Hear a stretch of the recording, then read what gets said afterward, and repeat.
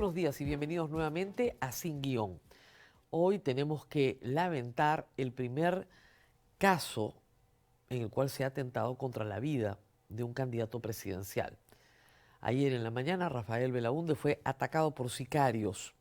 Sobrevivió milagrosamente. Vamos a hablar de todos los detalles de ese caso en esta mañana. Y también vamos a hablar de la situación de la fiscal de la Nación y de lo que ella viene denunciando ya como un ataque directo a sus derechos fundamentales. De todo esto va el programa, también del cierre de la operación de Bruxelles en el Perú, en rutas de Lima.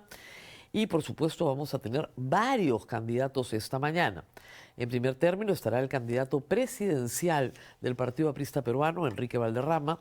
Y en la segunda hora tendremos 3 candidatos para ustedes que los irán conociendo en Sin Guión Electoral. Pero antes de todo esto tenemos que cumplir con nuestros auspiciadores. Prestamipe, preocupado por la baja rentabilidad que ofrece hoy la banca tradicional. Una alternativa es explorar inversiones respaldadas por garantías reales.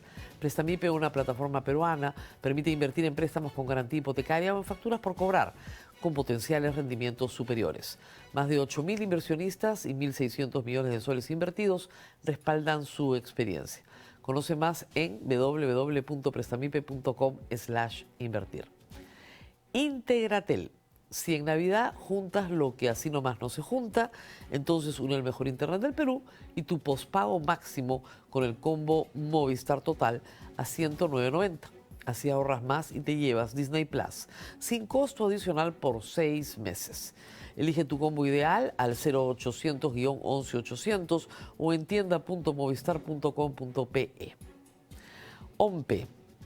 Ahora que se vienen las elecciones, la OMPE pone a tu servicio una plataforma para que votar sea más fácil y rápido. Eligiendo tu local de votación, evitarás largos viajes y podrás votar cerca de tu casa y sin excusas. Ingresa al eligetulocal.ompe.gov.pe. Solo tienes hasta el domingo 14 de diciembre. Ya sabes, prepárate, elige tu local de votación y participa. OMPE, votar es tu poder de elegir. Muy bien, y vamos con una noticia trágica y penosa para el Perú. Ayer en la mañana se produjo un atentado contra Rafael Belaúnde. La fotografía que ustedes ven ahí la tomó él mismo. Él se dirigía a Cerro Azul, había entrado a Cerro Azul en Cañete, muy temprano en la mañana. Rafael Belaúnde es un empresario inmobiliario. Se dedica a la compra, venta y habilitación urbana de terrenos para proyectos de vivienda de todo tipo y muchos de ellos vivienda de interés social. Había adquirido recientemente terrenos en la zona, estaba yendo a visitarlos, tiene proyectos en la zona y en otras áreas del Perú. Estaba solo en su camioneta, eso es lo que habitualmente él hace, y armado, que es también lo que habitualmente hace. Los terrenos no tienen litigios de linderos ni superposición de, hasta donde se sabe, de terrenos con otros propietarios que podrían estar cultivando una animadversión contra la empresa que dirige Rafael Belaúnde. Lo que se sabe es que estaba visitando muy temprano esta área, solo, reitero, armado, cuando una motocicleta con 2 sicarios se le enfrentaron de frente y le dispararon hasta 9 tiros, es lo que ha encontrado el peritaje policial. 3 de ellos impactaron en el parabrisas frente al piloto. Los 3 agujeros dejaron esquirlas de vidrio que cayeron al cuerpo de Rafael Belaúnde y eso le causó estas pequeñas heridas sangrantes. El auto no era blindado, pero el vidrio sí tenía una mica de protección que si bien no te garantiza que no te maten, por lo menos puede haber ayudado a reducir el impacto de los tiros. Rafael Belaúnde salió del automóvil con su arma, reitero, que tiene registrada, que porta y sabe manejar, y vació la caserina de 12 tiros contra los atacantes que huyeron. La policía llegó muy rápidamente y inmediatamente se tomaron, digamos, todas las providencias para asegurar la zona y recoger la evidencia con la que está trabajando. El entorno de Rafael Belaúnde no imputa este atentado a un evento electoral. Él no se encontraba en ese momento haciendo un acto electoral de campaña. Pero es evidente que las personas que lo mandaron matar, porque ese era el propósito, matarlo, sabían perfectamente que era un candidato presidencial porque conocían perfectamente su vehículo y la placa de este para poderlo identificar. Él inmediatamente ha dado declaraciones ayer y probablemente las siga dando el día de hoy, tanto a la policía como a la prensa. Declaró a la policía ayer temprano, fue lo primero que hizo, y hay que decir que en este caso la policía llegó rápido y el general Arriola incluso fue personalmente a ver lo que estaba pasando. Él ha dicho que considera un milagro haber salido solo con unos raspones y agradeció a la policía haber acudido de inmediato. También, por supuesto, ha dicho que vivimos en una época de inseguridad ciudadana. Ese es el problema. Y ha pedido que se permita a la policía hacer su trabajo. Tenemos algunas fotografías que él mismo tomó del ataque para poner en alerta a su familia y avisar que estaba vivo. Ahí tienen ustedes claramente los 3 disparos en el parabrisas que iban directamente al piloto. Reitero, 3 de 9 que se dispararon contra la camioneta. Él logró salir y disparar, reitero, contra sus atacantes. Sobre este hecho hay que decir algunas cosas que a mí me preocupan. Luego de conocerse, reitero, este caso espantoso, sin que se conozca el móvil hasta el momento, y sin menospreciar ningún móvil, porque el objetivo era matarlo. Yo no sé por qué hay gente que se siente aliviada cuando le dices que no es electoral, ¿no? No sé por qué. Pero lo que vino inmediatamente fue una horda, yo estoy mucho en la red social X, una horda de cuentas, muchas de ellas vinculadas a López Aliaga, diciendo que el atentado era falso. Como si fueran peritos criminalísticos, ¿no? Como digo yo, de CSI. Que se ha cortado él mismo, que nadie sobrevive, que todo es armado. Es una vergüenza. 3 candidatos presidenciales, sí, lanzaron inmediatamente mensajes de apoyo. Keiko Fujimori, Jorge Nieto Montesinos y Alfonso López Chau. Eso es lo civilizado. El resto, silencio. Silencio. Como si envidiaran, ¿no?, la atención mediática que puede tener una persona que ha estado a punto de perder la vida. Porque hoy día podríamos estar en el velorio de Rafael Belaúnde transmitiendo desde ahí. Esa es la situación que hay hoy en el Perú. Por si acaso, por si no se han dado cuenta a qué nos estamos enfrentando. ¿Rafael Belaúnde puede haber sido alcanzado por la delincuencia común? Sí, es posible. ¿Quiénes están detrás de esto? La policía está investigando. Cañete es una zona donde hay este tipo de atentados. Es una zona donde el presidente Gerí fue el lunes a llevar a su Consejo de Seguridad Ciudadana. ¿Ustedes lo vieron? Desde Cañete. Cerro Azul está a 15 minutos de San Vicente. ¿Para qué sirve eso? Para absolutamente nada. Que lo estaban esperando, lo estaban esperando. Que conocían la camioneta, conocían la camioneta. Que dispararon a matar, creo que a todos les queda bastante claro. La policía recogió los casquillos, la policía recogió la evidencia en el lugar. Los peritajes van a determinar la intención, creo yo, clarísima de matar. Y, hay que decirlo, es milagroso, pero también corrió con suerte. Y el hecho de haber estado armado probablemente no estaba considerado por los sicarios. Pero sí el hecho de que anda solo. Cosa que el candidato hace regularmente en sus actividades laborales. Y visitar estos terrenos que están siendo habilitados para vivienda es parte de su actividad laboral diaria. El que también habló y lanzó una advertencia importante fue el presidente del Jurado Nacional de Elecciones. Ha señalado que evalúan comprar chalecos antibalas para todo el personal del Jurado Nacional de Elecciones. Está solicitando que el Ejecutivo y el Legislativo considere un presupuesto especial en materia de seguridad porque no tienen los recursos para proteger ni siquiera a sus propios trabajadores. Lo mismo ha señalado Piero Corvetto de la OMPE, condenando, por supuesto, ambos este atentado y señalando que el presidente de la República tiene que adelantar el plan de seguridad para la protección de los candidatos presidenciales. Es evidente que el Estado peruano no puede proteger a 10.000 candidatos al Congreso. Está más allá de toda posibilidad. Pero sí puede proteger a 39 candidatos presidenciales.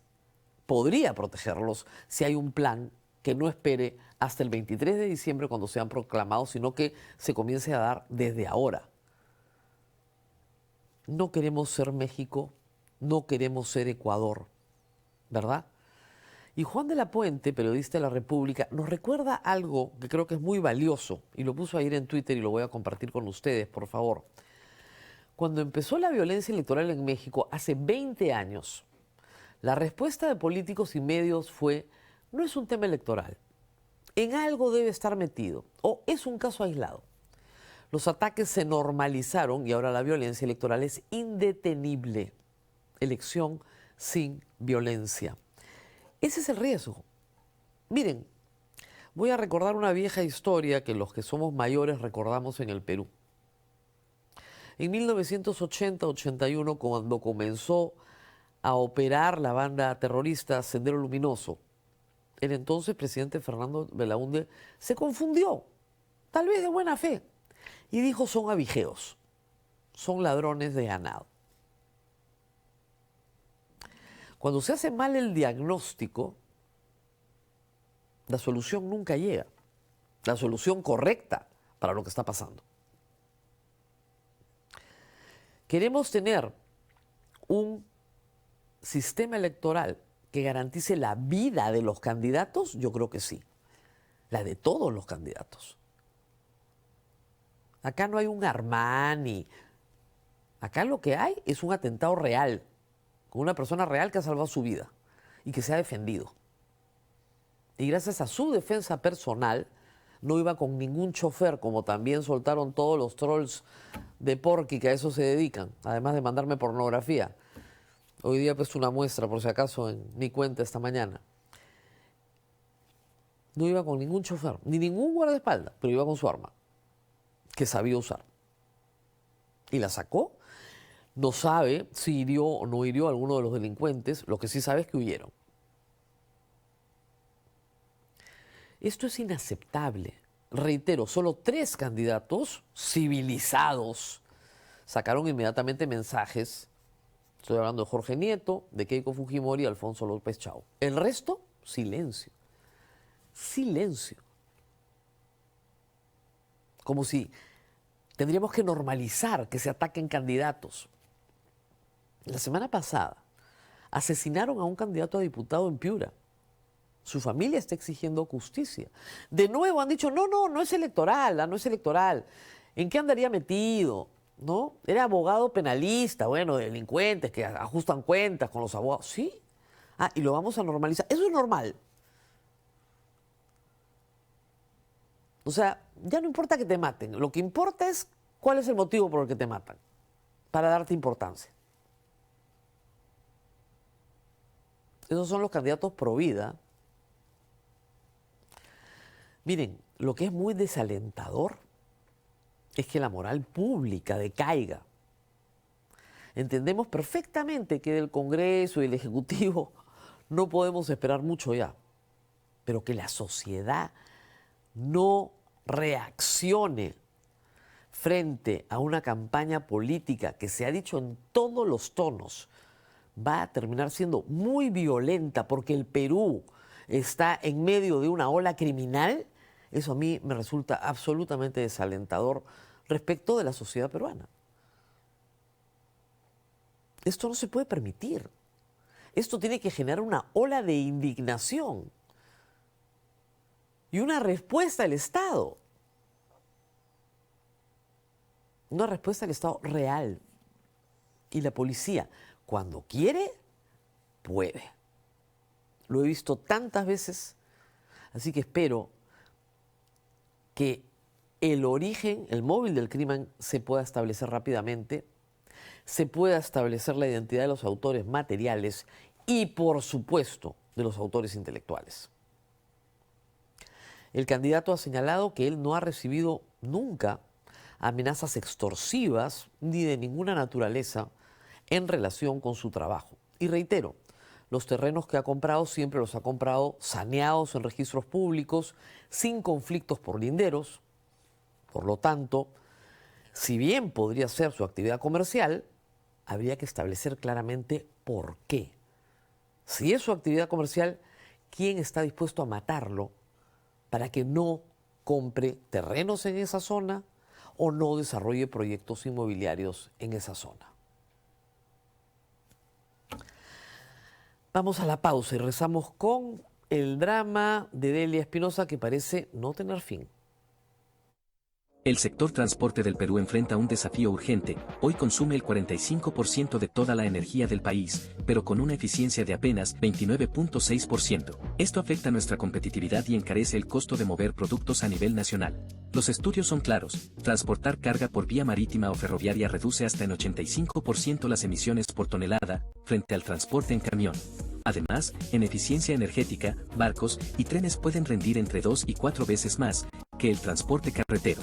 Aún así, el Perú sigue dependiendo casi por completo del transporte por carretera. El transporte multimodal es una solución clave. Aprovechar puertos, ríos navegables, hubs logísticos y trenes permitiría descongestionar carreteras, reducir emisiones, costos y avanzar hacia un sistema más moderno y sostenible para todos.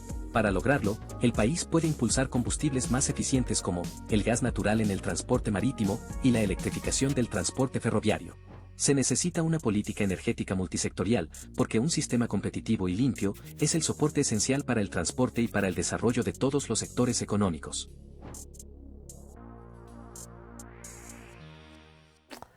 Muy bien, y la Fiscalía de la Nación sigue siendo un botín que se disputan aquellos que quieren sacar a como de lugar a Delia Espinosa, denunciante de los congresistas que van a votar para sacarla, inhabilitarla por 10 años. Caso gemelo en Espejo con Zoraida Ábalos. Esto ya lo hemos vivido.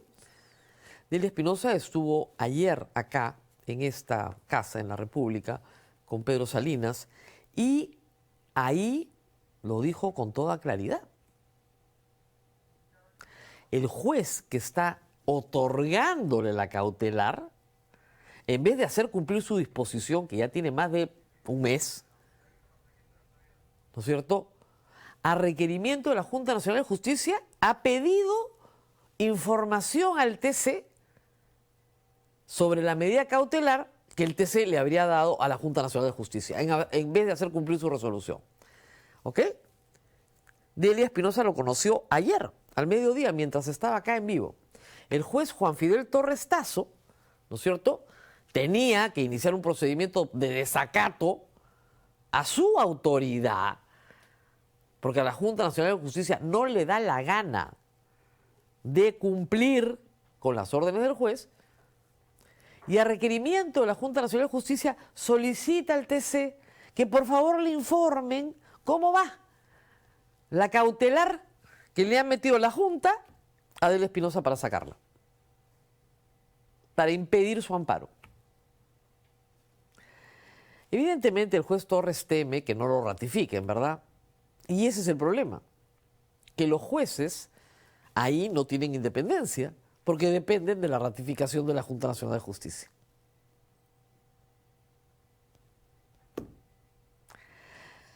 Delia Espinosa anunció también ayer que va a demandar, por supuesto, al juez por prevaricato, omisión de funciones, abuso de autoridad, etcétera, etcétera.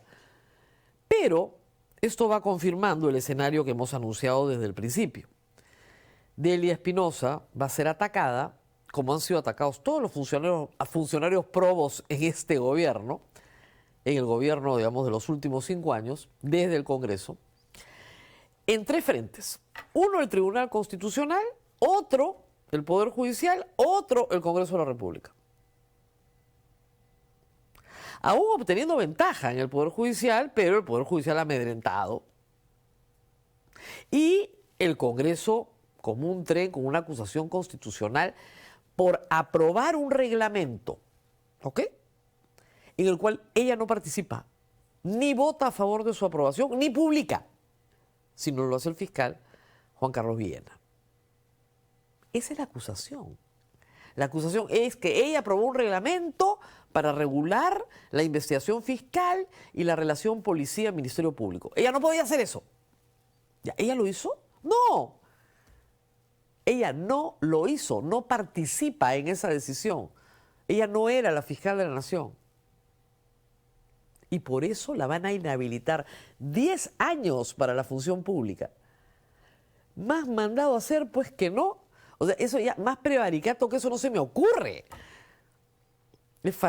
Prevaricato es fallar contra el texto expreso de la ley. Omisión de funciones, también delito, abuso de autoridad, en fin, todo lo habido por haber. Eso es lo que tenemos que enfrentar. Un Congreso que se va a volar a la fiscal de la nación sin causa. Y la respuesta que te dan es, bueno, es que es político. No, es que no es político. No hay causa. Y tienen los votos, ¿eh? El fujimorismo, el serronismo. ¿Por qué? Porque la fiscal de la nación los ha denunciado a ellos. Entre otras cosas, el proceso de los dobles sueldos, pues, que son todos los militares en retiro que están en el Congreso. Ah, no les ha gustado que les abran una investigación. Hay que bajársela. Y otros más. Podríamos seguir enumerando todos los expedientes que hay contra congresistas. Eso es lo que está pasando en el Perú hoy. Vamos a un proceso electoral con una Fiscalía de la Nación tomada, porque ahí no queda la cosa. Además de Patricia Benavides y Tomás Aladino Gálvez, regresa, por favor, siguiente noticia, el señor Luis Arce Córdoba, también imputado como cuello blanco. Tiene unas lindas conversaciones con Inostroza. Lindas, lindas conversaciones.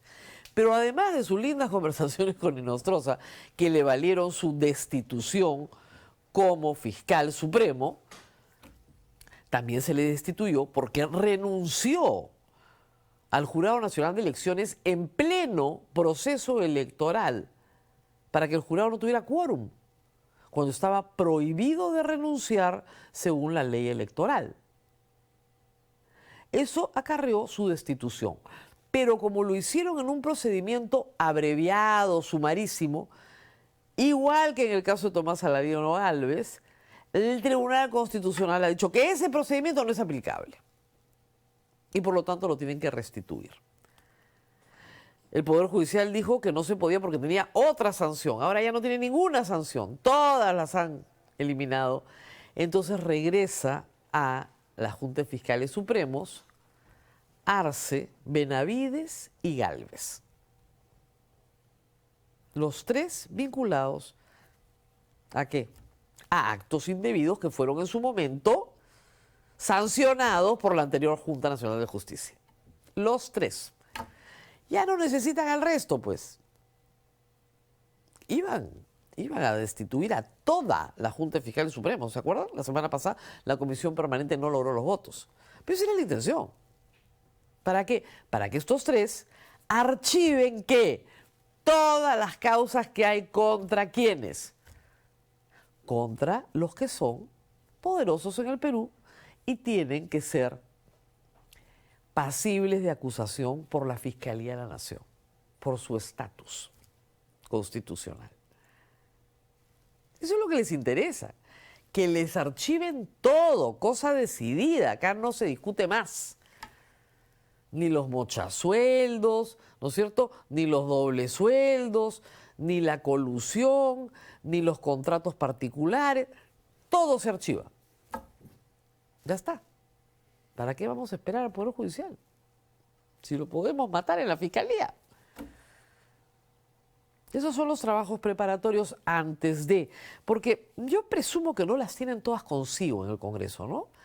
Que hay algunos que son un poquito más realistas y se darán cuenta que no los van a reelegir, ni aunque Fernando Rospigliosi disponga, ¿no es cierto?, que ya no les paguen viáticos durante la semana de representación en enero, febrero y marzo. Esto es bien gracioso, por decirlo menos, vale la pena un comentario, ¿ah? A ver, los congresistas, como comentábamos ayer, se pasaron su ley para que la semana de representación sea pagada por todos nosotros para que ellos puedan hacer campaña. Violando el principio de neutralidad electoral, obviamente, porque el resto de los candidatos en el Perú, que no son congresistas, no tienen una semana pagada por el Estado peruano, ¿verdad?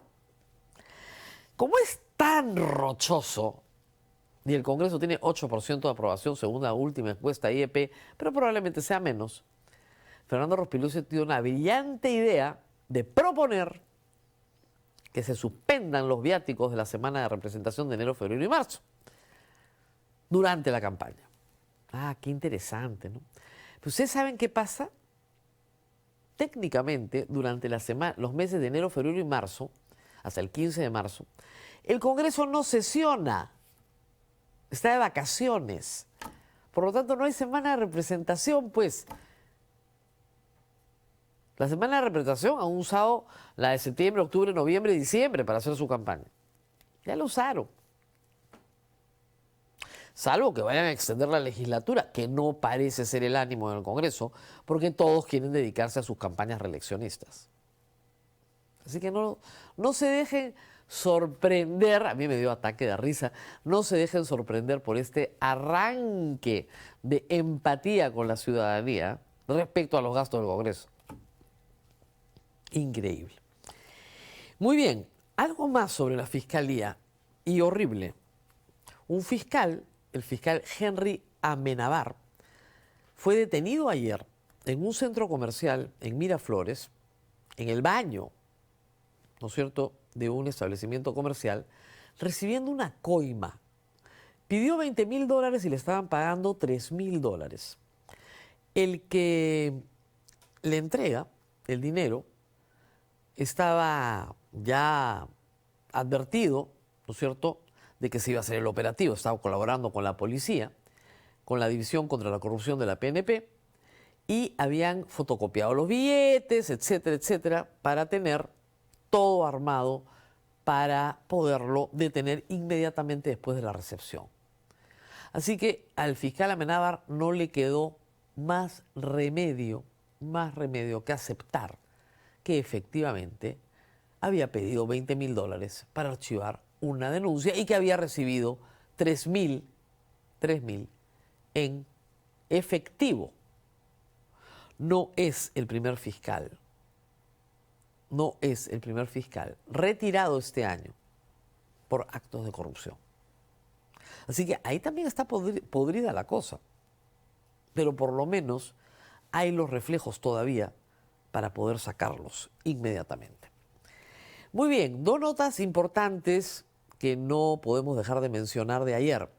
La primera, la Corte Suprema absolvió a Daniel Salaverry, revocó la condena contra el congresista y lo absolvió de todos los cargos. Tenía una condena de 8 años por el delito de peculado doloso, ¿ok?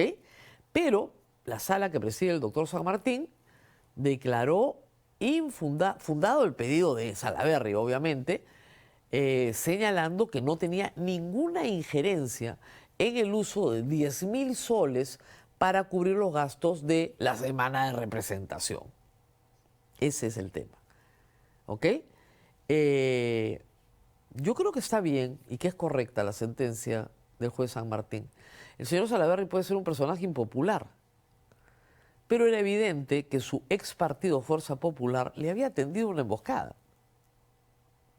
Y fruto de esa venganza política había terminado en el Poder Judicial por un asunto absolutamente menor sobre la semana de representación y unos gastos de caja chica en realidad. 8 años de condena no solamente era absurdo, sino manifiestamente injusto. Finalmente, Rutas de Lima. Esta noche, a las 11:59 deja de operar en el Perú Rutas de Lima, consorcio controlado por la empresa internacional Brooksfield. Lo que ha dicho el consorcio en un comunicado es que en realidad ya es materialmente imposible sostener las actividades que tenía a su cargo por la absoluta falta de ingresos en acciones promovidas sistemáticamente por la Municipalidad de Lima. E invocan el artículo pertinente del Código Civil, el 1432, para señalar que por incumplimiento de la entidad concedente, de una de las partes en el contrato se resuelve de pleno derecho. No es un abandono, es el contrato se ha resuelto de pleno derecho por incumplimiento de las condiciones pactadas. Esto, por supuesto, y lo ha dicho claramente el comunicado de Rutas de Lima, no enerva el derecho de reclamarle al Estado peruano hasta el último centavito de lo que esta empresa presume le han robado en el Perú. Porque durante los primeros años de la concesión, hasta hoy, todo lo que recaudó se reinvirtió y nunca recuperó su inversión ni repartió utilidades. La empresa ya tiene un arbitraje por $2.000 millones en el CIADI y lo más probable en estas circunstancias es que lo gane. Y no lo pague la Municipalidad de Lima, lo paguen todos los peruanos a través del Ministerio de Economía y Finanzas, por un capricho de Rafael López Aliaga. Mientras tanto, ¿quién se va a ocupar de las vías? ¿Quién se va a ocupar de las vías?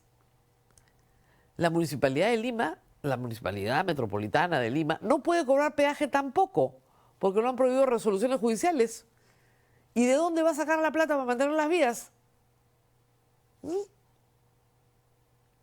Esa es la gran obra de Rafael López Aliaga. Han dicho de la Municipalidad de Lima que efectivamente ellos tienen un plan de emergencia. Renzo Reyardo exige que la empresa siga operando pese al incumplimiento absoluto del Estado peruano. Que lea su Código Civil, ¿no? A ver si se entera de qué cosa es un contrato. No puede seguir operando ante el incumplimiento absoluto de la otra parte. El contrato se ha resuelto en pleno derecho. No hay discusión. Y por lo tanto le tienen que pagar todo, lucro cesante, daño emergente, etcétera, etcétera, todos los gastos incurridos, etcétera, etcétera, etcétera. Pero a su vez tienen que ver cómo operan la vía, pues. No, que tienen un plan de emergencia. ¿Ah, sí? ¿Tienen un plan de emergencia? Vamos a ver. Por el momento no tienen un centavo. Ni un centavito. Porque nadie va a pagar peaje. Por el momento. Eso probablemente todo el verano. ¿Quién va a hacer el cambio de vía? ¿Quién va a hacer los planes para Año Nuevo, Navidad, etcétera? Domingos de verano. ¿Quién va a hacer todo eso? La Municipalidad de Lima. En plena campaña electoral. Así que cuando usted esté atracado en el tráfico, recuérdelo. Pausa y regresamos con el señor Enrique Valderrama, candidato del Partido Aprista Peruano, ganador de una justa muy peleada, y hay que decir, la cara de la renovación aprista. Pausa y volvemos.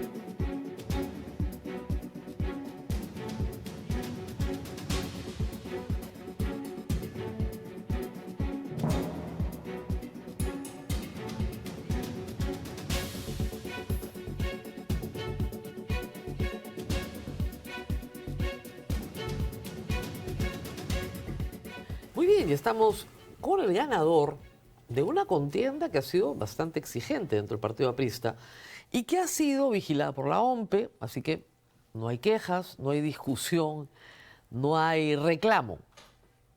El señor Enrique Valderrama es el ganador de las elecciones Un Militante, Un Voto del Partido Aprista, donde concurrieron 14 planchas presidenciales y él resultó vencedor. Gracias por estar con nosotros. Buenos días, un gusto estar acá, Rosa María. ¿Cómo hizo para ganarle, yo le decía, esa es mi principal curiosidad, a Jorge del Castillo, a Javier Velázquez Quesquén, a la vieja guardia del APRA? Bueno, creo que nosotros fraternalmente nos diferenciamos básicamente, y lo dije en toda la interna, por lo menos en el último mes y medio con claridad esquemática, en principio porque hemos elevado el volumen de hablar sobre Aya de la Torre en los medios de comunicación, la vigencia de su pensamiento, evidentemente en presentar un pre-equipo técnico. Lo presentamos en San Juan del Urigancho con 45 coordinadores. Ahora lo tendremos que armonizar con el CONAPLAN institucional del partido que dirige Hernán Núñez, lógicamente, porque hemos caminado los distritos de Lima y las bases del interior del país.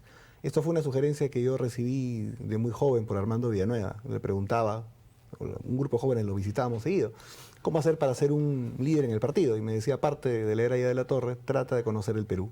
Si no, es difícil plantear un liderazgo. No solamente conocer el Perú, conocer las bases, conocer a los compañeros del resto del Perú. En cuarto lugar, creo que somos un liderazgo colectivo. No es un proyecto personalista, caudillista. Hay gente muy valiosa dentro del equipo desde el punto de vista técnico y también desde el punto de vista de la vocería política. Alguien, por ejemplo, que ha estado hablando mucho de un tema fundamental como es la lucha anticorrupción, como Mónica Yaya, nos ha apoyado dentro de este esquema. ¿Usted desde cuándo es aprista? Estoy en la fe desde los 13 o 14 años, creo. O sea, ¿usted ¿no? fue chapista? No llegué a ser tanto. chapista. Milité en la... ¿Como en la juventud? ¿En la JAP? En la JAP, sí. ¿Cómo llegó al Partido Aprista? Curiosidad intelectual, empecé a leer literatura política. ¿Sus padres no son apristas? No, ¿Abuelos apristas? Para nada. Para nada, porque normalmente hay familias apristas. Para nada, curiosamente, mi abuelo fue chofer y mis abuelos son del norte del país. ¿Ah, sí? Claro. De La Libertad, particularmente, pero no eran apristas. No eran apristas. No eran muy simpáticos con el partido. Ya.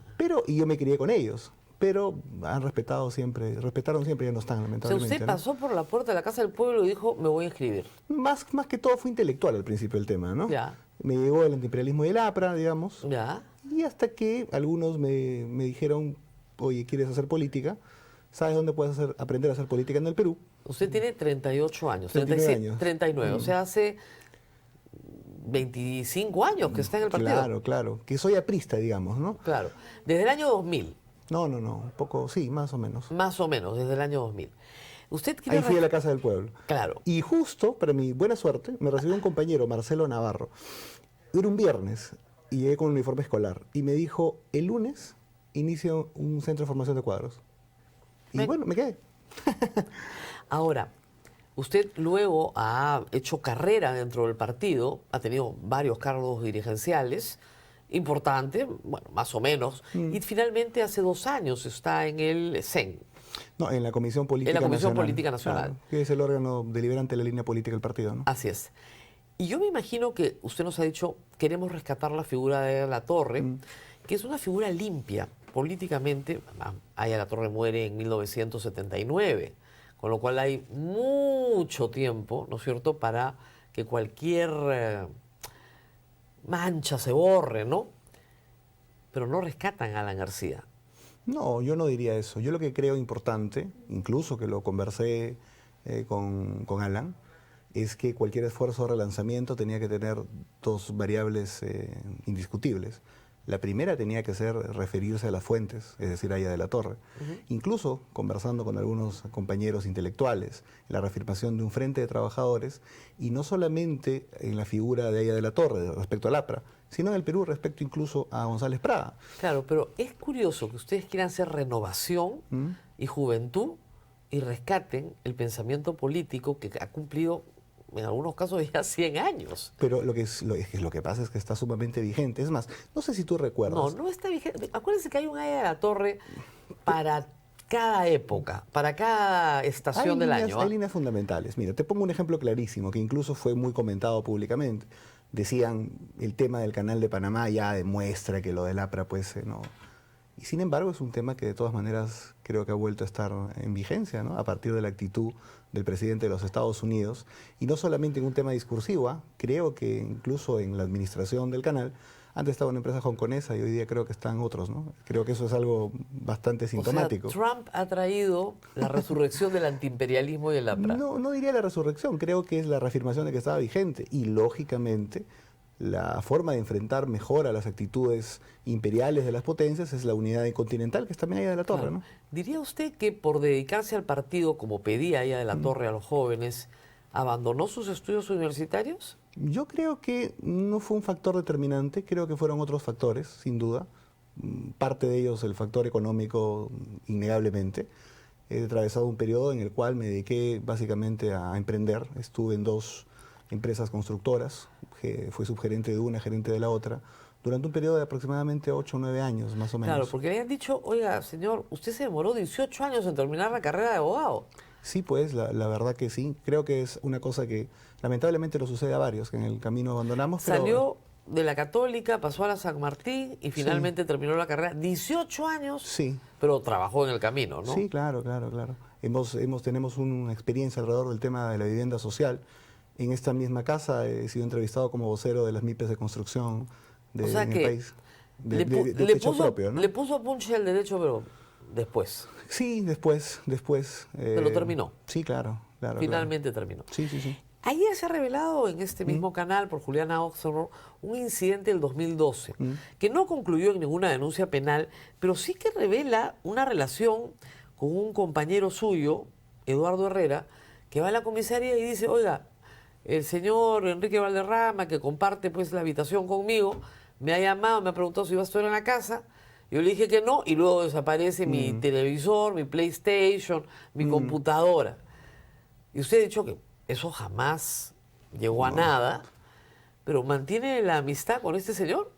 En el momento, digamos, de que ocurrió ese asunto, evidentemente nos distanciamos. Obviamente, porque fue y lo acusó a la comisaría con nombre y pero apellido. Habló de una sospecha. Claro. En ese momento yo no tomé conocimiento que había esta cuestión. Esta denuncia. Nunca me notificaron. No le puedo creer. No, absolutamente. Y él no le dijo que iba a la comisaría. Tiempo después, Ya.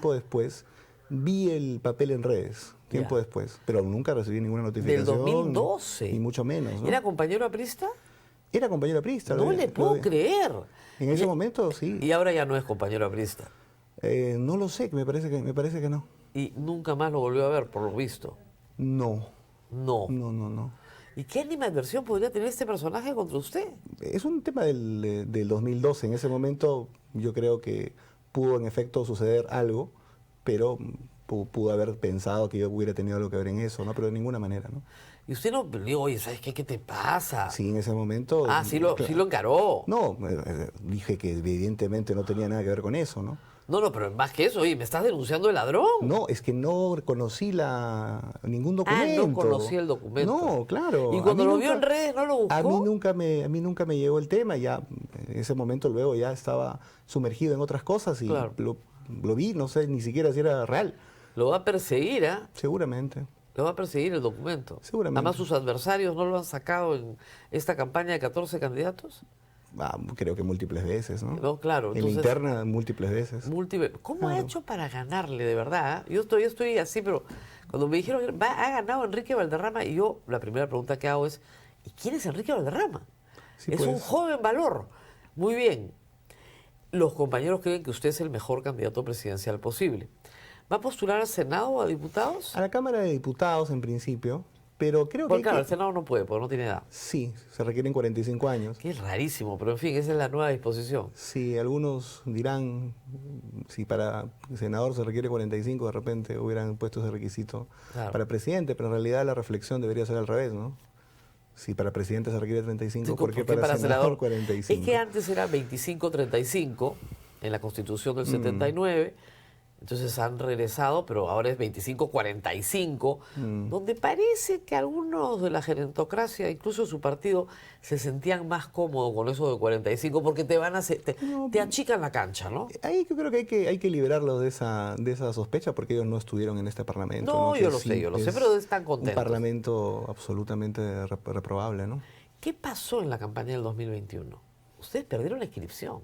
Sí, bueno, creo que hay dos sentencias del Tribunal Constitucional que dicen que en dos casos diferentes, no en uno solo, en el PPC y en el APRA, Así es. se cercenó el derecho de participación política. Estoy siendo casi literal, tanto Sí. del PPC como del Y APRA. yo estoy de acuerdo. Yo creo que la gente debería tener la mayor amplitud posible para participar. Sí, yo creo que ahora por lo menos parece que dentro de las autoridades electorales hay esa amplitud, ¿no? No, porque hay un montón de inhabilitados, el Congreso se ha dedicado a impedir la competencia. Me refería al jurado. Al jurado. No, el jurado es otra historia, pero el jurado es más administrativo. Pero aparte de eso, o sea, que un partido tan organizado como el APRA no lograra ni siquiera inscribir correctamente a tiempo, ¿no? Cuando lo habían hecho toda su vida, cuando tienen gran experiencia. Y venían de una campaña desastrosa, el 2016. Desastrosa. Creo que incluso estábamos golpeados por una lectura complicada de las cosas en el año 2020. Yo recuerdo que conversé con el presidente de la Comisión Política en aquel momento, no era yo miembro de la Comisión Política, pero le di mi sugerencia de que ante lo que yo creo que fue injusto sobre el partido a nivel, digamos, mediático, no debíamos participar en las elecciones del 2020. Además, si nosotros alegábamos, si nuestra posición institucional era que había sido un quiebre democrático, participar en las elecciones que se produjeron a partir de ahí, creo que no fue un... Ni el 2020 ni el 2021. No, porque el 2021 ya correspondía al plazo constitucional, ¿no? No, yo lo sé, pero, a ver, el líder político de la institución se suicida cuando lo están yendo a detener por un caso de corrupción. Un caso de corrupción que ustedes dicen jamás se probó, pero bueno, con el estándar que hay hoy día de prueba indiciaria, con ese, si le hubieran aplicado ese estándar a Alan García, preso igual que Vizcarra, con prueba indiciaria basta. Frente a eso, enfrentarse a la población en un proceso electoral es muy complicado. ¿Cuál es la estrategia para desalanizar el partido o no lo van a desalanizar? No, yo creo primero que me ratifico en el hecho de que yo soy absolutamente convencido de que el presidente García no tenía que ver en esos hechos. Lo he dicho siempre públicamente. Creo que no estamos en el 2021, estamos en el 2026, cuando va a ser la elección el 12 de abril. Creo que la percepción de lo que ha venido después, tanto en un bolsón importante y fundamental para el país y para el partido, como el norte del país, y en general la actitud del Congreso... ¿El norte lo perdieron y se lo entregaron a Acuña? No, nosotros no se lo entregamos, la gente optó por un cambio, lamentablemente para nosotros, y creo que lamentablemente para el norte, porque yo no creo que la gestión de Acuña ni política nacional ni en el norte sea defendible. Pero el sólido norte ya no existe. Y además hay una cosa que a mí me llamó la atención. Ustedes han tenido que reinscribirse desde cero. Entonces su padrón está saneado, digamos, actualizado. Son los que son. Y no necesariamente. Bueno, un poquito más. No, un poquito menos. Un poquito menos. Yo estoy convencido de que por lo menos, no por una cuestión organizativa, digamos, sino por el tiempo, y evidentemente por los escasos recursos que nosotros no somos un partido empresa, entonces no hemos logrado llegar a las suficientes zonas. Pero de nuevo. Pero yo calculo que por lo menos el padrón real del partido, los apristas mínimos en el Perú, por lo menos son 6 o 7 veces más que los afiliados que tenemos. Bueno, pero tienen 40 y tantos mil afiliados. 40 y tantos mil, sí. Lo suficiente para la inscripción. El problema es que a la hora de votar ha ido el 36%. Que es una cifra de participación bastante alta. No. En comparación, o sea, en el mundo de los hijos del tuerto de rey. Pero no, pues, o sea, ¿cómo va a ser alta 36%? El partido más organizado del país no lleva a más del 50% de su militancia directa a votar.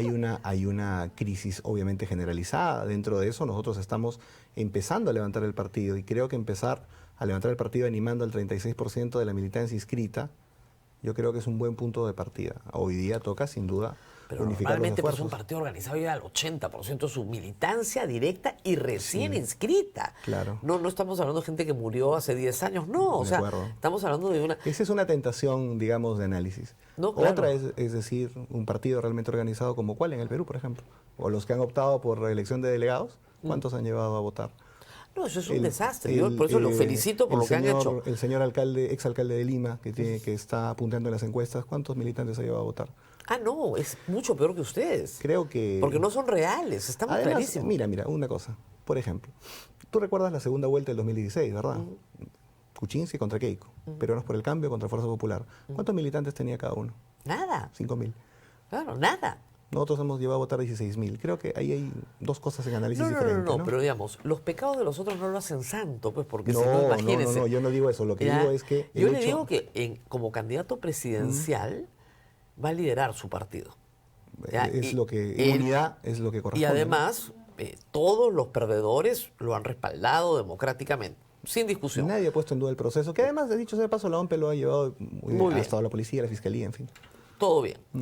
Qué bueno que haya sido así, porque yo recuerdo algunas jornadas en el APRA que mejor no recordarlas, ¿no? Porque los mismos perdedores, ganadores venían y yo decía, ni Salomón en toda su gloria resuelve este dilema, ¿no? Pero al final se resolvía, ¿no? Siempre se resolvían, pero habían pues Tú sabes que a diferencia de las tensiones que ha habido hoy día, incluso en esta elección, si tú comparas eso con años atrás, creo que ha sido muy civilizado. Bastante. No, a usted le ha tocado la más civilizada de todas. Totalmente. Pero tiene que liderar un partido. Y tiene que estar muy seguro de cuáles fueron los errores que el partido cometió para haber estado en el hoyo en el que han estado.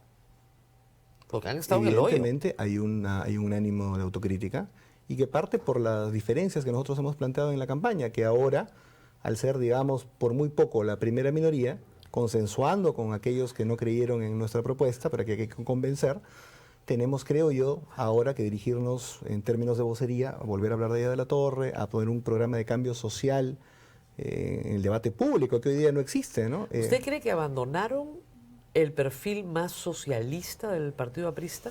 Yo diría, para hablarlo en términos indoamericanos, de democracia social. Bueno, ayer justamente... ¿Pero abandonaron eso? Yo creo que se bajó el volumen, lo he dicho eso públicamente. Creo que colectivamente hay un ánimo mayoritario de recuperar ese volumen. Creo que la agenda social en términos de preesquema programático es bastante importante, creo que hay que potenciarla. Hay técnicos muy valiosos que han escrito, poniéndose a disposición para poder potenciar estas ideas, ¿no? Muy bien. Nos queda poquísimo tiempo, lo vamos a tener que volver a invitar, porque yo le quiero pedir solamente que me diga... Usted ha dicho que este Congreso es un desastre. Es un diagnóstico compartido con la mayoría de la población. En eso no estoy diciendo Usted novedoso. gana la presidencia de la República, el 28 de julio tiene que mandar un pedido de facultades legislativas, porque obviamente acaba de llegar. ¿Qué derogaría usted de lo que ha hecho este Congreso? Yo creo que lo que hay que revisar prácticamente es en todos los ámbitos, desde el punto de vista de la justicia, de seguridad. Es más, yo creo que hoy día... ¿Hay leyes pro crimen o no hay leyes pro crimen? Es un debate académico profundo que hay que dar. O sea, no hay. No te he dicho eso. Creo que hay que dar un debate profundo. Ya, pero no mira, hay. yo te digo una cosa. Hay voces que están pidiendo la reforma de justicia hoy. Yo me manifiesto públicamente en contra de eso. Creo que no le corresponde a un Congreso unicameral que está terminando su existencia hacerlo. Más bien le corresponde al nuevo Congreso bicameral, en donde estoy seguro que habrán congresistas, parlamentarios, diputados, senadores más serios. No derogaría las leyes pro crimen de este Congreso. Hay que entrar en una evaluación profunda, incluso consultando con la academia, ¿no? Muy bien. Gracias Muchas por haber gracias, estado muy con nosotros. Ha sido Enrique Valderrama. Pausa y regresamos. No, pausa no. Le pido que no se mueva, por favor, no se mueva, porque tengo que cerrar Sin Guión. Llega a su fin y después viene Sin Guión Electoral con los candidatos que hemos seleccionado para ustedes. Pero antes de irnos tenemos que mencionar a nuestros auspiciadores. Prestamipe, preocupado por la baja rentabilidad que ofrece hoy la banca tradicional, una alternativa es explorar inversiones respaldadas por garantías reales. Prestamipe, una plataforma peruana, permite invertir en préstamos con garantía hipotecaria o en facturas por cobrar, con potenciales rendimientos superiores. Más de 8.000 inversionistas y 1.600 millones invertidos respaldan su experiencia. Conoce más en www.prestamipe.com/invertir. Integratel, si en Navidad juntas lo que así nomás no se junta, entonces une el mejor internet de Perú y tu pospago máximo con el combo Movistar. Combo Movistar total a $109.90. Así ahorras más y te llevas Disney Plus sin costo adicional por 6 meses. Elige tu combo ideal al 0800 11 800 o en tienda.movistar.com.pe. OMPE. Ahora que se vienen las elecciones, la OMPE pone a tu servicio una plataforma para que votar sea más fácil y rápido. Eligiendo tu local de votación, evitarás largos viajes y podrás votar cerca de tu casa y sin excusas. Ingresa a eligetulocal.ompe.gov.pe. Solo tienes hasta el domingo 14 de diciembre. Ya sabes, prepárate, elige tu local de votación y participa. OMPE, votar es tu poder de elegir. Muy bien, hacemos una brevísima pausa y regresamos con Sin Guión Electoral.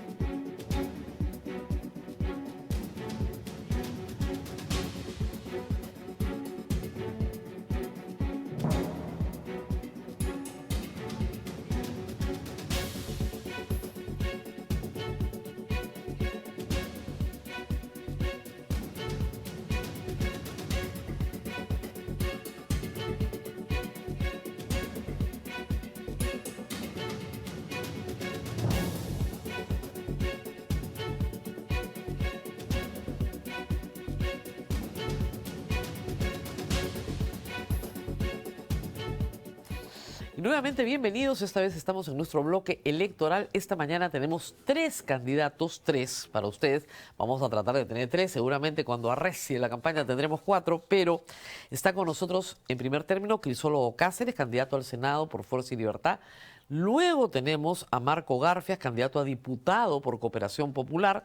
Y finalmente a Mario Ríos, candidato al Senado por la Alianza Venceremos. El señor Crisólogo Cáceres está con nosotros. Me acaba de indicar que Fiorella Molinelli, la líder, la candidata presidencial de Fuerza y Libertad, también se ha pronunciado condenando, por supuesto, el atentado contra Rafael Belaúnde. Así que la incluyo en la lista de la civilización, que es lo que todos tenemos que hacer. Cuando tratan de matar a un candidato, lo que hace la gente civilizada es decir, esto es un horror. No hacerlo, a mí particularmente me llama bastante la atención. Gracias por estar con nosotros. No, las gracias a ti, Rosa María, porque hay tantos candidatos y seguramente que ya no me vas a poder volver a invitar, así que te agradezco que me des esta oportunidad para conversar. Pero usted tiene una amplia experiencia en medios de comunicación, porque es el presidente de ASPEC desde hace muchísimos años. ¿Cuántos años en ASPEC ya? Ya 16 años como presidente, pero yo soy fundador de hace 31 años, ¿no? Claro. Entonces, Ahora, es una vida dedicada al tema. Claro, pero no hay ahí renovación, porque 16 años de presidente... Sí, claro que la hay. Lo que pasa es de que tenemos un amplio espectro de colaboradores de todas las disciplinas legales y científicas que colaboran en la realización de investigaciones, en las vocerías y demás. En la actualidad, yo, por ejemplo, he pedido licencia en mi condición de presidente de ASPEC para poder moverme con toda libertad en la campaña política, y hemos dejado a la vicepresidenta, que es Geraldine Maurer, que se encargue de conducir la institución. Pero ha tenido antes experiencia política, ¿verdad? No. ¿Nunca? No. Nunca. No, pero de alguna manera el estar en una organización de consumidores te permite incidir en políticas públicas, ¿no? Ah, no, lógico. Coordinar con el Poder Ejecutivo, coordinar con el Poder Legislativo, El señor etcétera. Delgado estuvo... Él sí. Él sí. Y Él era sí. miembro activo de ASPEC. Ah, sí, claro. Pero él igualmente, como he hecho yo, pidió licencia para poderse dedicar a la campaña y finalmente resultó electo, ¿no? Las causas de defensa del consumidor suelen ser muy simpáticas, porque la gente se siente defendida, se siente protegida, pero algunos señalan que tienen una tendencia a la sobreregulación, en perjuicio del consumidor finalmente, porque la sobreregulación encarece el producto y aleja al producto del consumidor final. ¿Cómo resuelven este dilema? Bueno, lo que pasa es que lamentablemente cada vez que se dicte una norma en beneficio del consumidor es tildada automáticamente de sobreregulación, ¿no? Particularmente los gremios empresariales se caracterizan por decirlo eso. Te pongo un ejemplo, la ley de alimentación saludable que creó los octógonos, Octógonos. ¿correcto? Todos los gremios salieron a decir que eso estaba mal, que era un sobrecosto, que generalmente los consumidores eran quienes iban a pagar, etcétera, etcétera. Los gremios. Pero las empresas en sí, las grandes empresas, decían, no, yo ya me estoy preparando. Claro. La ley es la ley, hay que cumplirla y nosotros, más allá de lo que digan los voceros de los gremios, Yo creo que tenemos es una aceptarlo. gran ley, la ley de alimentación saludable, pero Ya empezó a surtir efectos. ese es el tema. El tema es medir cuánto de la obesidad infantil, porque ese era el objetivo, se ha reducido en los últimos, digamos, 5 años, que es la vigencia que ha tenido la ley.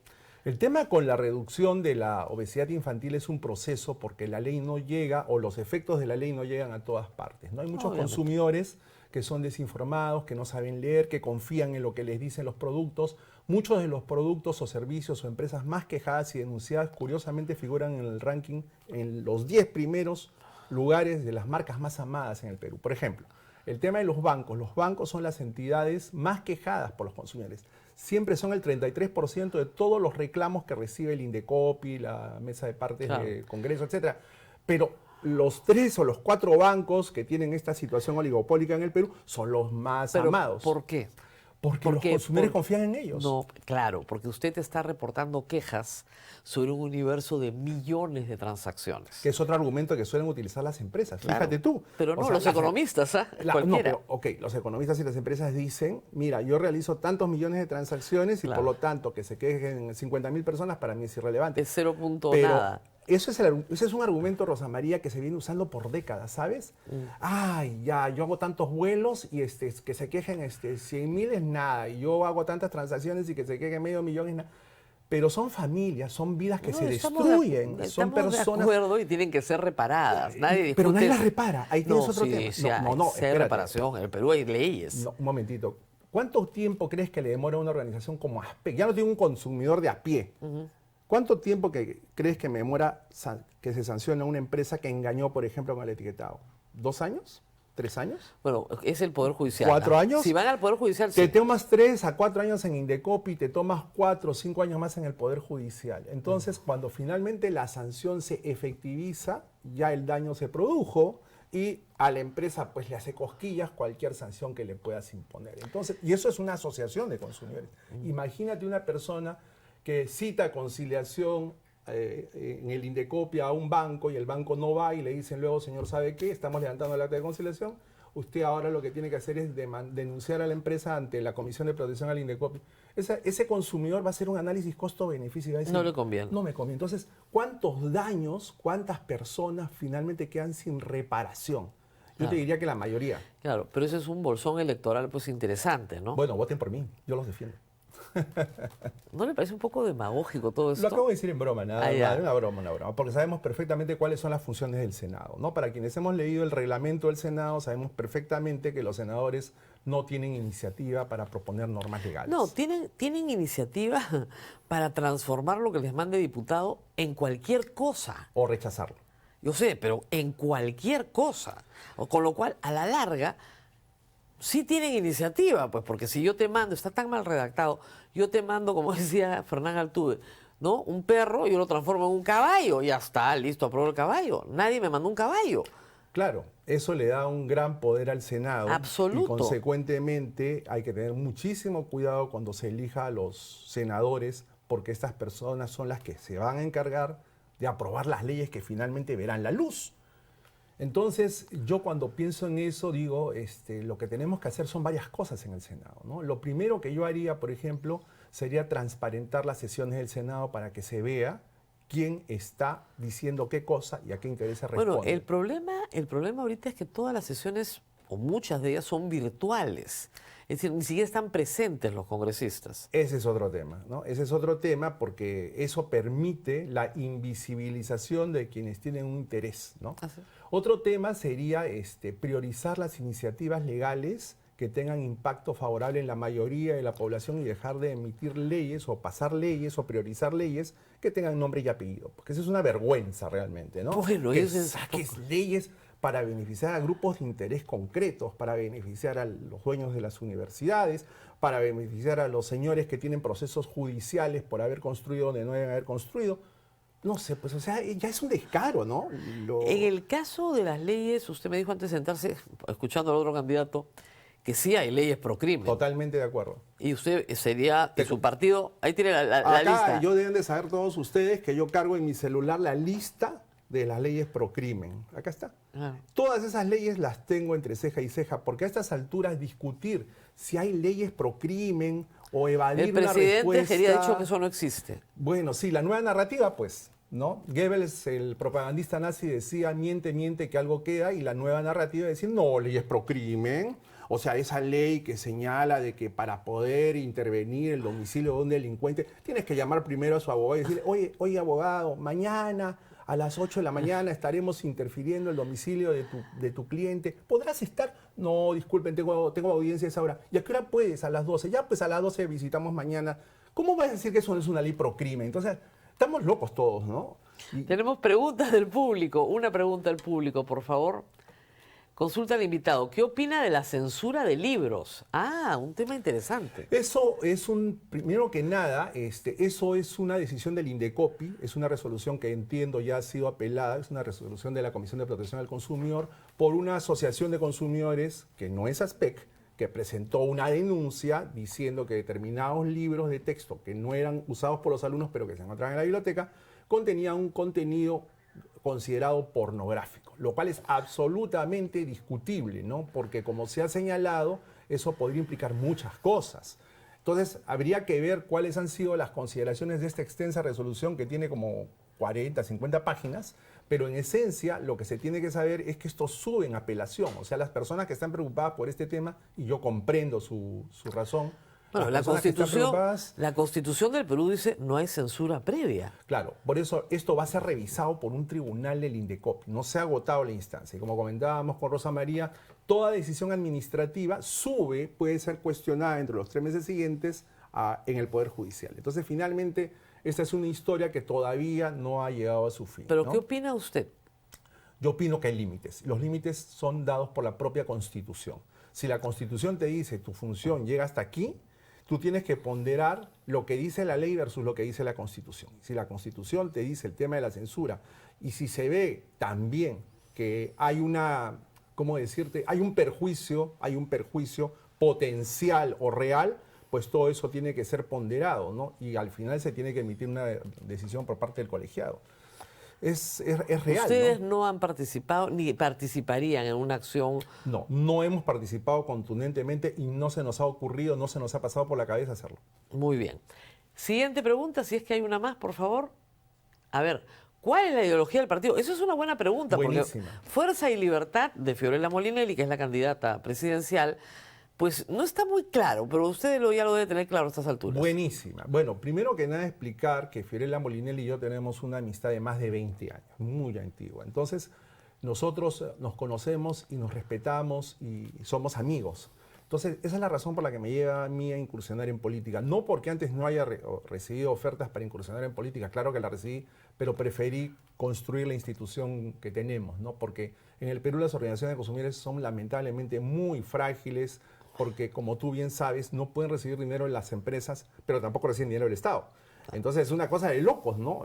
Una organización de defensa de los animales, de defensa de los derechos de las mujeres víctimas, puede recibir dinero del sector empresarial. Las de consumidores no son las únicas. Entonces, garantizar la sobrevivencia de una organización como esta es más difícil, y más ahora incluso que tenemos una ley, la ley famosa de las ONGs o anti-ONGs, que le pone un cúmulo de requisitos a las organizaciones sociales. Que también sociales. Hay que derogarla, ¿no? También, está en mi otro cuadrito, que después te lo muestro.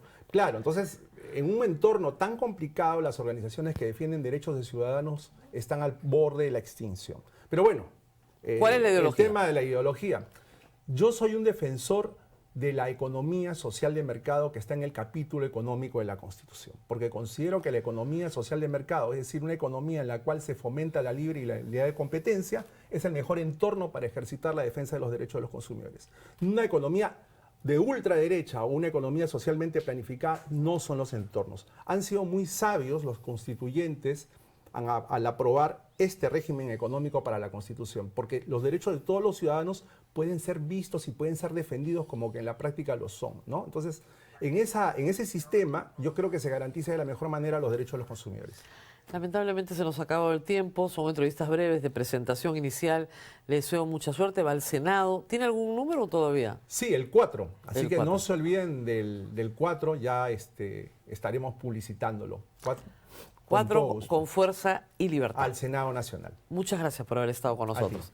Pausa y regresamos. Nos toca conversar con el señor Marco Garfias. Regresamos con él.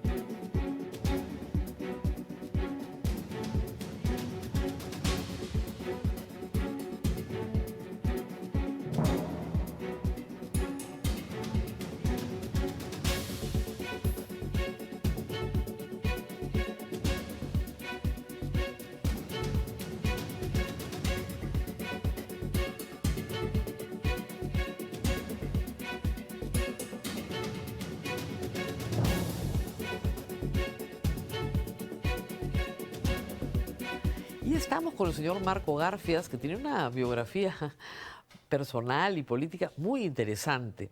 Gracias por estar con nosotros. Usted es historiador, investigador asociado del Instituto de Estudios Peruanos del IEP.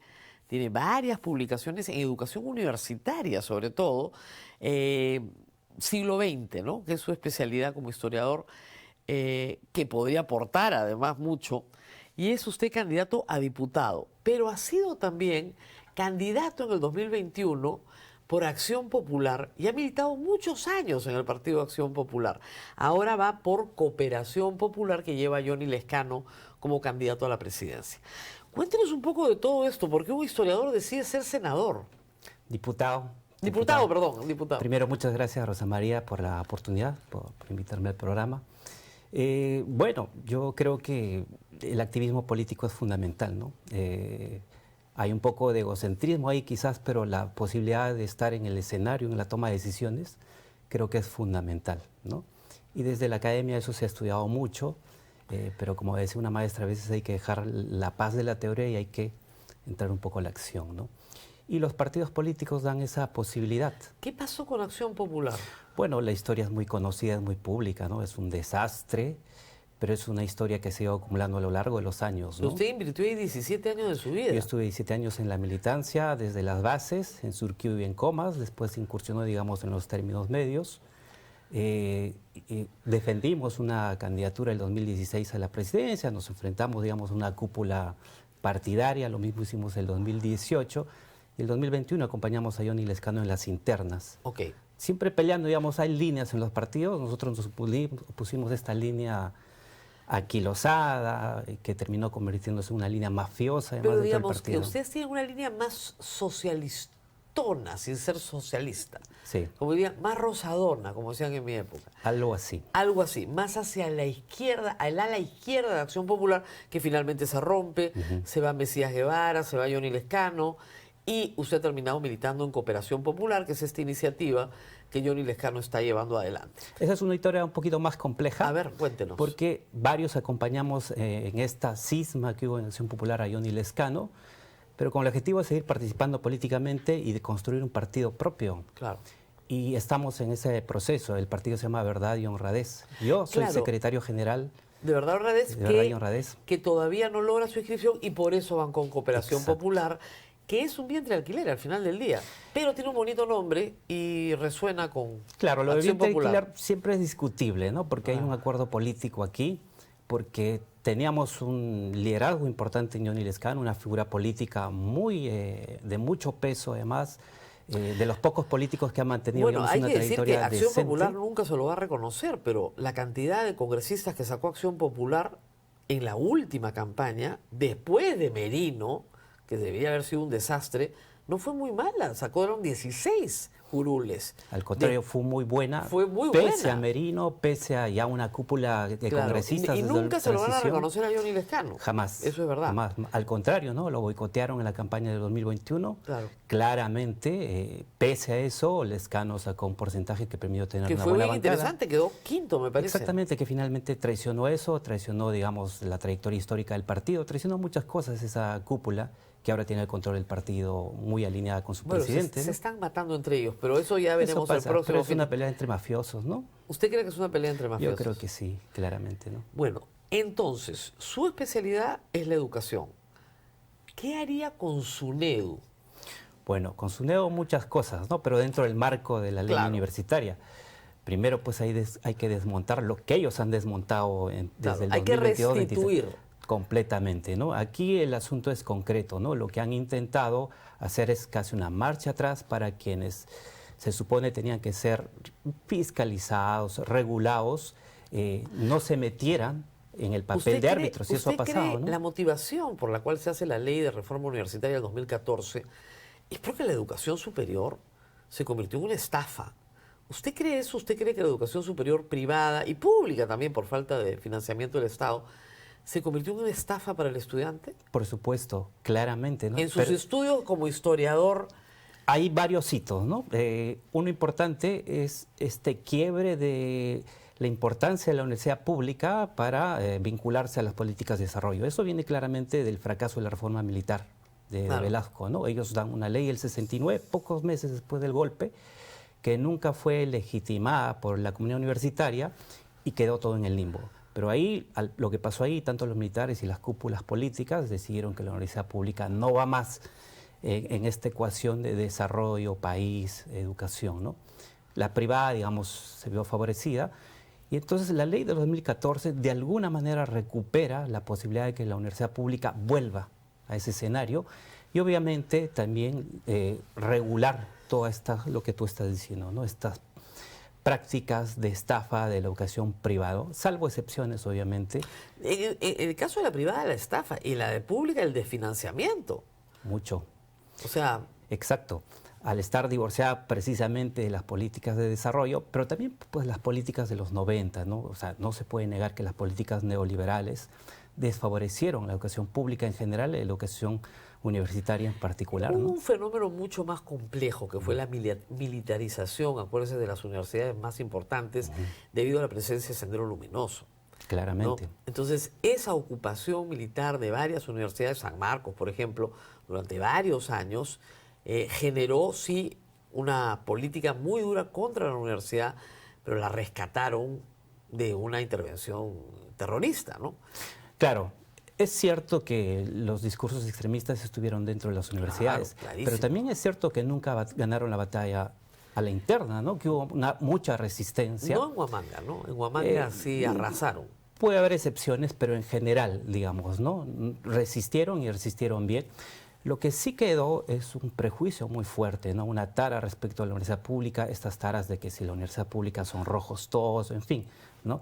Y que eso ha sido perjudicial, además, para recuperar precisamente el posicionamiento de las entidades públicas en la educación superior, ¿no? Eso, hasta cierto punto, ha ido mejorando, ¿no? El terruqueo que se mete en el escenario electoral está ahí presente, pero Claro, por supuesto. la ley universitaria del 2014 de alguna manera ha contribuido a que también eso se despercuda, ¿no? Entonces, lo primero es la restitución de la ley del 2014. Recuperar eso, la posibilidad que sea un ente que pueda, ¿no? Claro, que la fiscalizar, SUNEDU proteger la no vuelva a calidad. ser la Asamblea Nacional de Rectores. En absoluto, que es hasta este momento y capturada claramente por ciertas etiquetas políticas, ¿no? Preguntas del público, a ver, vamos a ver. ¿Y qué pasará para todos los proyectos aprobados de construir más universidades? ¿Cree que son necesarias? Hay como 42 que ha sacado Valdemar Serrano. Ese es un debate enorme también porque hay un sector, digamos, tanto de la academia, que cree que ya no es necesaria más universidades públicas porque no hay financiamiento, etcétera. Pero cuando uno mira el universo de universidades públicas y la demanda que existe, Claro. se hace necesaria. Por Ahora, eso, ¿cómo lo hacemos? esa es la ¿Cómo discusión. si esto es gradual, O sea, cómo buscamos el financiamiento? Es mucho mejor, por ejemplo, que San Marcos tenga sedes, ¿no es cierto?, en todo el Perú, hacer nuevas universidades.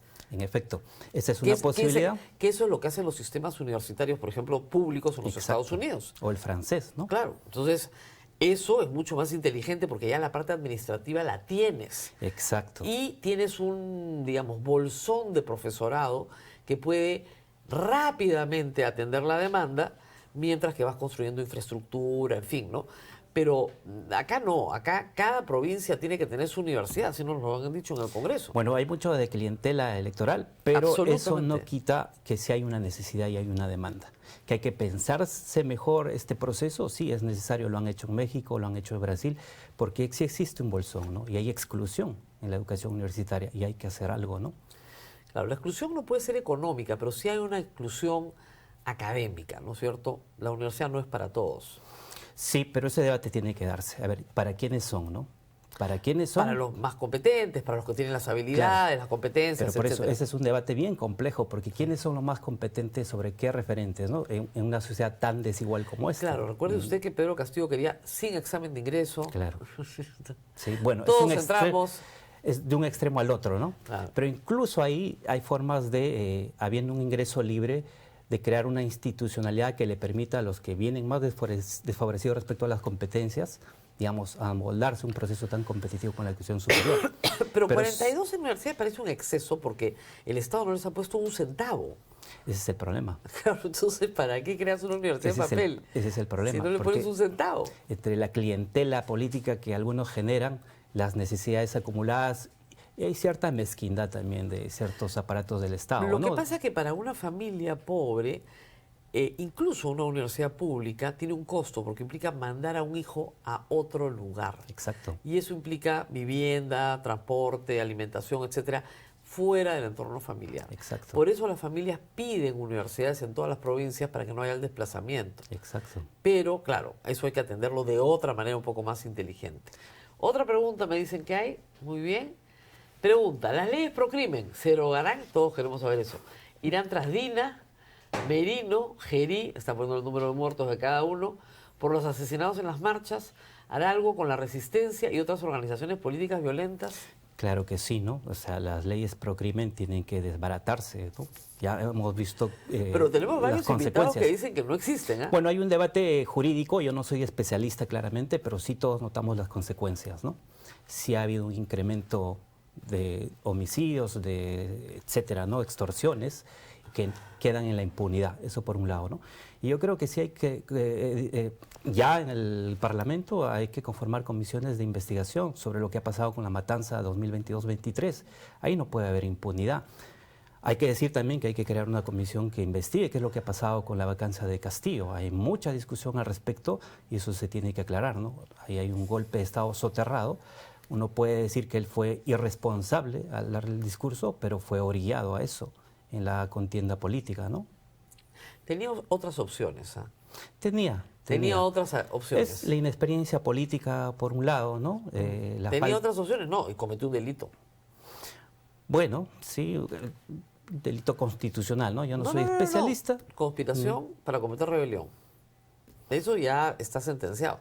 Bueno, lo han sentenciado, Claro. pero también lo han sacado del juego político, ¿no? Y eso tampoco, digamos, se puede permitir, ¿no? Algo de eso hay que demostrarlo, obviamente, hay que entrar al debate de lo que está pasando ahorita, ¿no? Pero sí hay muchas pruebas claras de que se están sacando de juego muchos opositores Sí, a claro. este régimen, ¿no? Ah, Que han sido recientemente sentenciados, ¿no? Claro. Desde Bermejo, pasando por Castillo y Vizcarra, ¿no? ¿Usted cree que la sentencia de Bermejo es injusta? Yo creo que está abierta a las dudas, ¿no? Él ya había pasado por 2 procesos anteriores Claro. y este tercero en plena coyuntura electoral, donde él era Y candidato. Antauro, que no le permiten postular. Bueno, Antauro es una personalidad muy fuerte, muy tensa, pero el hecho de dejar fuera su partido, esto es política, ¿no? Es ¿Usted de cree que esas- es una decisión política y no jurídica? Yo creo que hay pueden mezclarse, pero que hay un peso político en esas decisiones de desbaratar a los contrincantes, ¿no? Ahí mencionaba en la pregunta la resistencia, ¿no? Que es el brazo civil, si se quiere, de un grupo muy nefasto.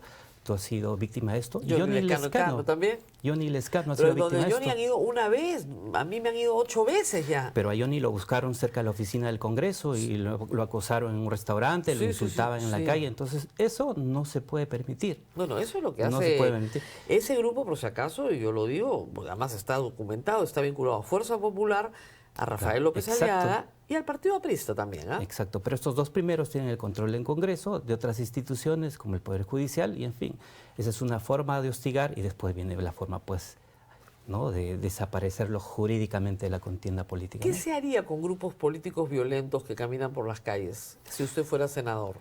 Diputado, ¿no? Diputado, hay diputado, que iniciar una discusión, ¿no? Hay que volver a los cauces cívicos de la contienda política. Estas personas dicen, pero nosotros estamos solo protestando, ¿y por qué que no tenemos derecho a protestar, pues, no? Bueno, hay hostigamiento y hay violencia detrás, ¿no? Bastante. Lescano ha reaccionado, los ha denunciado, ese es un primer paso, pero sí tiene que haber parámetros muy claros para evitar que esto vaya más, ¿no? Me dicen que tenemos más preguntas, está entretenido, el público está participando. ¿Convocaría Asamblea Constituyente? Gran pregunta. Bueno, eso es un debate, es una posibilidad, entre otras, para hacer reformas a la Constitución.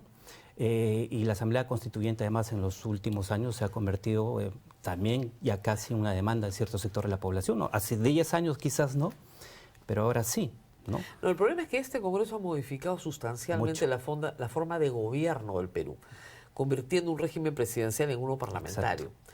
Y al hacerlo, porque si Johnny Lescano sale elegido presidente, no va a durar ni 6 meses, porque ese es el problema. O sea, tenemos, y a las pruebas me remito, ¿no?, 2 quinquenios donde hemos tenido en uno 3 presidentes, perdón, 4, y en este van 3. ¿No? Entonces, sí, podemos tener 4 o 3.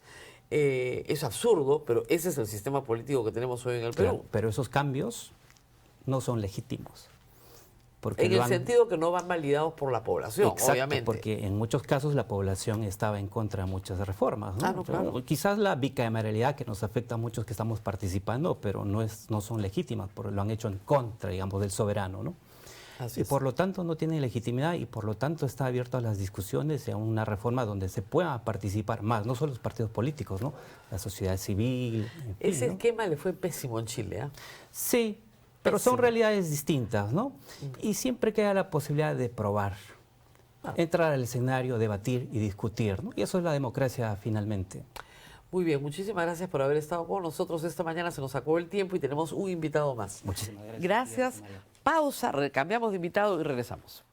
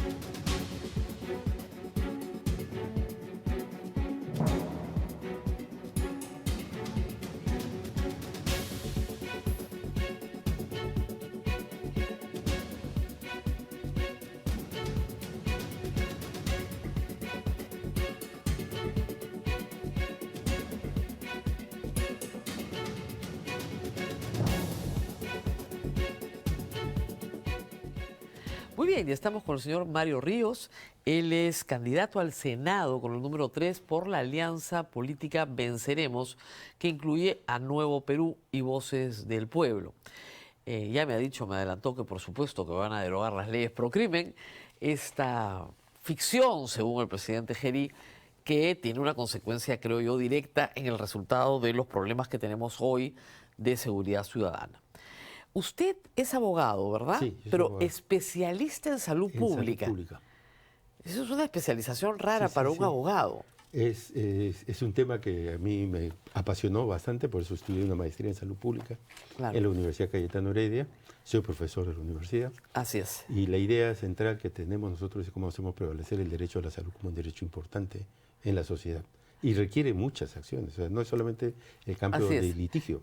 Ahora, ¿tiene usted un problema de entrada, ¿no es cierto?, con el candidato presidencial? Porque al final ha salido elegido el señor Atencio, ¿verdad? Atencio, Ronald Atencio.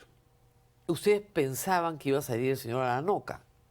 Por lo menos usted en algunas Nuevo declaraciones Perú, de Nuevo Perú sí. pensaban que iba a ser el señor Aranoca. Y el señor Ronald Atencio en realidad es el abogado de Guillermo Bermejo, que está hoy preso por terrorismo. Es lo que ha determinado el Poder Judicial, que es lo que nosotros cuestionamos, porque no hay evidencia suficiente como para determinar. Pero al margen que de su sea afiliación. inocencia digamos, al margen de su inocencia, ya está condenado. Un condenado no puede participar en una elección. Por lo tanto, digamos, sin su candidato presidencial, el profesor Aymara, el señor Aranoca, sin el líder de Voces del Pueblo, el señor Bermejo, con Verónica Mendoza retirada de la contienda, están un poco huérfanos de padre y madre, ¿no?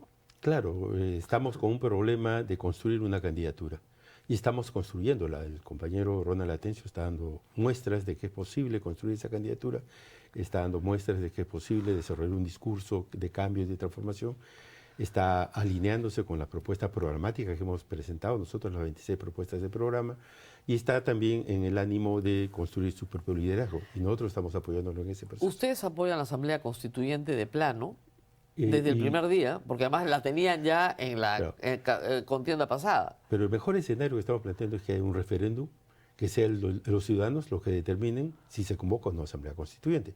Eso Ok. es lo más democrático que puede haber. Claro. O sea, lo que ha pasado con la constitución actual es una constitución producto, independientemente de lo bueno o malo de algunos artículos, es una Pero podemos constitución terminar que de nace de trampar. una dictadura. Pero eso es el principio. En Chile se hizo lo mismo, un referéndum para ver. Y la gente dijo que sí. Y luego se convocó 2 veces a 2 asambleas constituyentes y ninguna logró ratificación del pueblo. Eso es parte de nuestro análisis. Nosotros queremos justamente no hacer una asamblea constituyente del estilo de Chile. Fueron 4 que años de terminó- trabajo que terminó en nada. que terminó en lo que ha terminado, que en la práctica se fue una constitución que cogió todas las reivindicaciones de todos los sectores y se hizo pues un problema en términos de direccionalidad de la propia No, constitución. en términos de unidad nacional. O sea, Claro, claro. hasta los mismos más entusiastas socialistas no veían con buenos ojos el resultado. Claro, porque se fueron uniendo fragmentos de las demandas que finalmente terminó que quien estaba en contra de esto votara en contra de la cuestión. Quien estaba en Exacto, contra y de lo este otro, también, y to- y todo- y entonces pues, claro, se todo- expresó el todo voto se en perdió. contra. Entonces la idea no es esa, o sea, estamos tratando nosotros de plantear una constitución para adelante, una constitución que exprese un proyecto nacional. Ahora, el otro problema que tiene Nuevo Perú es que fueron parte del gobierno de Castillo. A Y ver. la parte menos feliz, tal vez, salieron muy peleados, muy ninguneados por Cerrón, muy atacados por Cerrón. Los acusan de caviares, los han denigrado desde el primer minuto. ¿Cómo se responde a eso? Claro, a ver, nosotros tuvimos un debate interno. Algunos, como en mi caso, postulaba ya pasar una oposición democrática al gobierno de Castillo por todos los problemas que estaba haciendo y además por no ceñirse al plan bicentenario que es el que había firmado con nosotros. Estaba ya en una lógica totalmente diferente. Había abandonado incluso las banderas de nueva constitución porque no las planteó con fuerza y energía. Nunca y quiso, y él nunca, quiso, implementó nunca la ningún pidió. programa. Estaba metido en los negocios de su familia, nada más. Entonces, en ese momento nosotros planteamos, yo recuerdo mucho que nos contaban Anaí y Pedro, que cuando lo sacaron del gabinete, ni siquiera les llamaron para decir que lo van a sacar del gabinete, sino por WhatsApp simplemente lo sacaron de la lista WhatsApp de ministros. O sea, había una ruptura en la práctica de un sector de Perú Libre, e incluso del profesor Castillo, con respecto a la propuesta que nosotros estamos desarrollando. No era propuesta, por ejemplo, que elevaba mucho el tema de la equidad de género, toda la educación en género, todo eso se abandonó. Se abandonó. Eso consideran la gente que siguió a Cerrón que son ideas caviares Claro. despreciables. ¿Ah? Porque hay un sector muy conservador alrededor, estuvo un sector muy conservador en términos Sociales. en términos de derechos, estuvo un sector que rodeó a Castillo. Y él mismo no creía, a pesar que si usted se hiciera sobre género en su maestría, que no sé quién se la habrá hecho, pero él no planteaba, no era coherente con esa propuesta. Derechos de las mujeres, derechos de los niños. tampoco. O sea, era una persona que obviamente estaba más en una lógica de haber llegado al Estado y ver cómo distribuir. Nombró un ministro de Transportes cuyo mérito mayor era tener brevete, o sea, no tenía mayor Perdón, su conocimiento mérito sobre transportes mayor y era comunicaciones. recolectar plata, porque está el audio donde le entregan Ya. un maletín y Además, Juan ¿no? Silva está prófugo hasta el día de hoy. Claro, además de los actos de corrupción, su mérito para ser ministro de Transportes era tener Claro. brevete. O sea, eso es inaceptable. Es inaceptable porque no podemos poner personas con baja calidad técnica profesional para cubrir Pero sin embargo puestos fueron tan sus importantes. aliados, ustedes los escogieron Sí, como sí. aliados. Entonces, por eso nosotros lideramos al interior de Nuevo Perú una corriente justamente por plantearnos una posición democrática lejos de otras corrientes que se plantean otro punto de vista. Pero bueno, ya está hecho, está ahí y creo que hay una autocrítica que hacer también con respecto a ese proceso. Sus ideas económicas siempre han sido las más cuestionadas, más allá de sus ideas sobre género, en fin, o de derechos. El problema son las ideas económicas de la izquierda que usted representa. Ustedes abolirían el capítulo económico de la Constitución, generando una gravísima inestabilidad y no creen en la propiedad privada ni tampoco en la estabilidad de los contratos. Mire, a ver, si hay contratos que están perjudicando al pueblo peruano, tienen obviamente que ser de alguna manera revisados, cuestionados, vistos. Lo que nosotros estamos planteando en concreto es que tenga que tener una mayor participación el Estado en la economía. Claro. La no participación del Estado en este momento... En empresas públicas, digamos. En empresas públicas o en alentar, por ejemplo, la industrialización del país. Apoyar al sector privado Tipo- en alentar la Claro, industrialización del país. tipo Petroperú, digamos. No.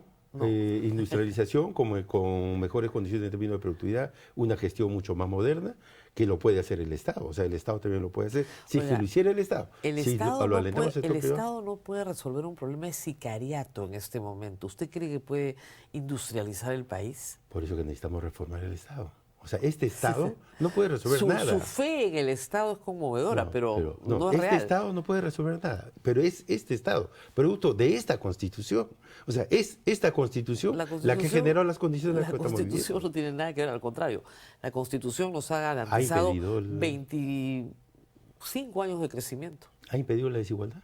¿Perdón? ¿Ha impedido la desigualdad? Muchísimo, ha mejorado muchísimo la desigualdad. ¿Cuál? Cuando No, usted usted- tiene en el ¿En 2004 qué país estamos? 60% del país en pobreza y el 2019 20% del país de pobreza, Ya, pero ya, la en desigualdad. 15 años con un marco constitucional que garantiza la inversión, créame que sí ha cambiado. No ha cambiado. Por supuesto que ha cambiado. Por Preguntas gusto- del público. Por gusto punto no reclama, por gusto punto no reclama. Rosa María, preguntar por favor a los candidatos sobre el plan anticorrupción de su partido contra los políticos delincuentes que se roban millones en las compras y adquisiciones del Estado, uno de los Sí. problemas más serios que tenemos. Y ahora mismo acabamos de escuchar una noticia de un fiscal que recibe $3.000. Ya. Acabamos de escuchar una comisaría que todos los policías le pagan al comisario para no trabajar. Pero esa es corrupción constitucionaria en el Perú. Claro, ¿Ah? es eso, o sea, el Estado nuestro está permeado por la corrupción. En el marco de estas reglas que ¿Y cuál es tenemos, su plan? en el marco de estas reglas, nosotros vamos a luchar contra la corrupción. Vamos a combatir todas las formas de corrupción que existen, desde las corrupciones públicas, estas de las licitaciones, hasta las corrupciones cotidianas, como por ejemplo los mochasueldos del Congreso, como por ejemplo los que pagan para ocupar direcciones en el Poder Ejecutivo, como por ejemplo los policías que pagan para entrar a las escuelas, tienen que pagar, sobornar a los jefes, a los generales, a los responsables de las escuelas, todas las corrupciones. O sea, no vamos a perseguir un solo tipo de corrupción, toda la corrupción, porque necesitamos El limpiar el problema Estado. es que decirlo es fácil, hacerlo es muy difícil y hemos visto corrupción en este Congreso a la izquierda y a la derecha y al centro y en todas partes. Nadie se libra. En Es que- todos los partidos, Es que ser en decente, todas las agrupaciones. ser decente no implica solamente ser de izquierda o de derecha. Y el Es la persona la que tiene que Claro. ser. Hay un lema que se está poniendo de moda en Lima que es, y en el Perú, por estos no, Claro, y por ahí estos no. Pero ustedes sí están en el Congreso. Nosotros, a ver, la única persona que tenemos en el Congreso que reconocemos como parte de la alianza, si se quiere, es la compañera Sigrid Bazán. Por eso.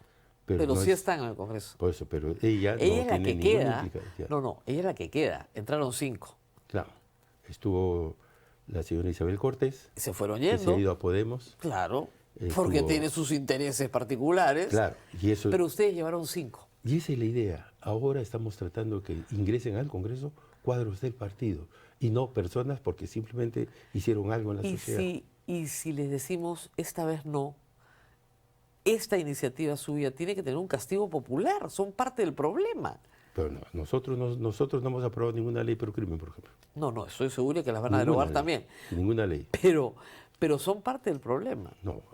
Si han perdido 4 congresistas de los que metieron, hay que revisar la conducta de esos 4 congresistas. Y le aseguro que en la conducta de esos 4 congresistas encontraremos varias faltas, ¿no? Probablemente.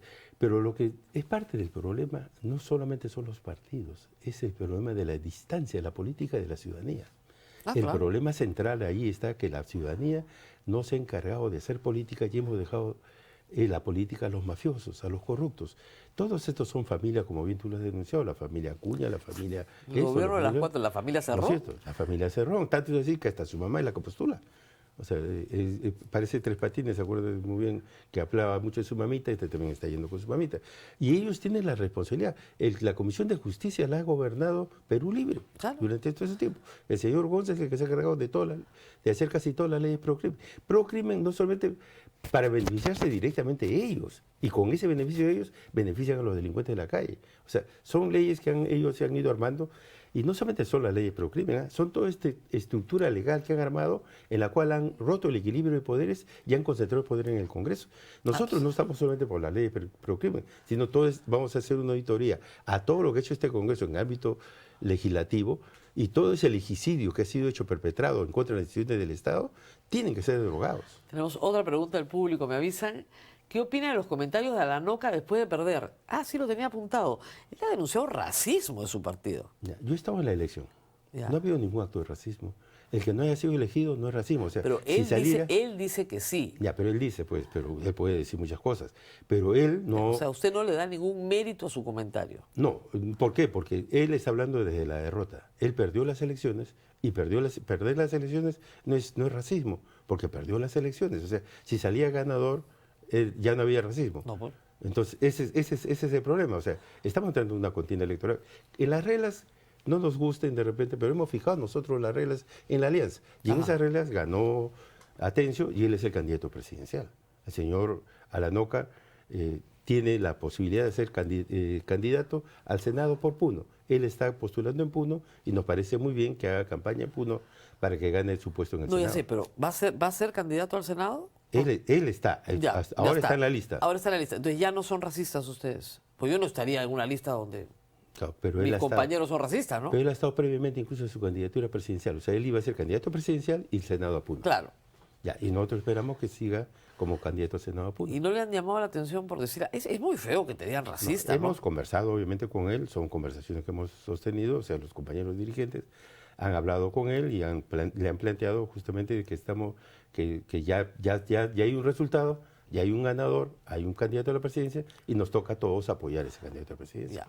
¿Y él qué ha dicho? ¿Que está de acuerdo? No, lo que él ha dicho es que va a mantenerse en la candidatura hasta ahora. Esperamos que siga en esa posición y que logremos efectivamente unir a todas las fuerzas, incluso a los aymaras, incluso a los quechuas, a los limeños, en una propuesta nacional. O sea, la idea es avanzar en una propuesta nacional. Todos quieren una propuesta nacional y unirlo, pero él salió muy molesto. Muy molesto. Pero siempre Además, cuando pierdes algo te vas a molestar, una cosa, ¿no? Lo habían presentado como el candidato. Para nosotros era una reivindicación por el sur. Claro. Para nosotros es una reivindicación del todo la macrosur con respecto a todo lo que se había dicho, incluso Dina Boluarte cuando dijo Puno no es el Perú. Claro. Para nosotros ese es el sentido simbólico de la candidatura del compañero ¿Qué Alanoca. pasó? Pero lamentablemente no todos entendimos igual. O sea, no todos entendimos igual. Y eso puede pasar en un partido. Un partido no es monolítico. Es una alianza, además. Claro, era una alianza con un sector importante de la población, que eran los aymaras, los quechuas, la gente del sur. Porque nosotros creemos que lo que hay que postular es un proyecto de desarrollo del sur. O sea, no solamente es una reivindicación política. Lo que pasa es que el sur es una zona más retrasada en términos de crecimiento, en términos de desarrollo. Tiene 70% de anemia el sur. Tiene 60% de destrucción crónica al sur. Claro. Por eso a mí me extraña que planteemos el tema de que la desigualdad ha disminuido enormemente. Estamos hablando de niños de 6 meses a 36 meses que tienen anemia. No es de pobreza, es un problema de políticas públicas. Porque la anemia se puede resolver con políticas Pero hemos públicas de tenido salud. una política pública, acuérdense usted que el señor Kuczynski dijo que iba a bajar la anemia de 46 a 19. Estamos 10 años ya con esa política pública y la anemia está creciendo. El señor pasando? Kuczynski duró 20 meses. Está bien, pero luego la política se ha continuado. Y No, la política pero- no ha resuelto. y también fue Verónica Mendoza la que se encargó de sacarlo al final, ¿no? Sí, Al final, nosotros al final. votamos. Nosotros No, votamos. no, al principio, pero después al final todos le dijeron que se vaya. Ya pero no había forma. Él renunció finalmente. Bueno, se vio por- obligado a renunciar. forzado. Se vio obligado a Se vio renunciar. forzado. Por todas las maniobras del Fujimorismo. Ahí no, en esas maniobras no tuvo nada que ver. No, sí Verónica. tuvo algo que ver, pero la maniobra fue el fujimorismo, ¿de acuerdo? Claro, todas las maniobras. Nos tenemos que despedir. Muchísimas Un gracias gusto. por haber estado con nosotros. Su número, señor Mario El Ríos, número es 3. Yo soy de las iniciativas ciudadanas. Ah, sí. Por ejemplo, esta es una iniciativa también que presenté hace 20 años, que es una iniciativa de la Ley de Derechos de las Personas Usuarias de Servicios de Salud. Lo presentamos con recolectando firmas y logramos que tengamos ahora en nuestro marco legal la Ley 29414, que es la Ley de Derechos de los Usuarios de Servicios de Salud. Muy Entonces, bien. eso es producto de un trabajo con ciudadanos y queremos hacer lo mismo con la ley. Para la derogatoria de la ley La ley Proclimen. Proclimen. Muy bien, muchísimas gracias por haber estado con nosotros. Nos tenemos que despedir, me dicen que hay que cerrar porque ya viene Juliana, así que nos vamos, pero nos vamos acá. Recuerden las 3 cosas que siempre les pido. Por favor, le dan un like al programa. Estamos trabajando duros para llevarle la mayor cantidad de información posible. Sigan participando con sus preguntas en cada una de las etapas que les pedimos que intervengan. 2, compartan el programa, porque esto tiene que llegar a más gente. Y 3, suscríbanse a todas las redes de la República. De esa manera, si ustedes han llegado acá de casualidad, bueno, al suscribirse, les va a llegar todo el material en el momento en que lo hacemos. Nos reencontramos nuevamente el día de mañana.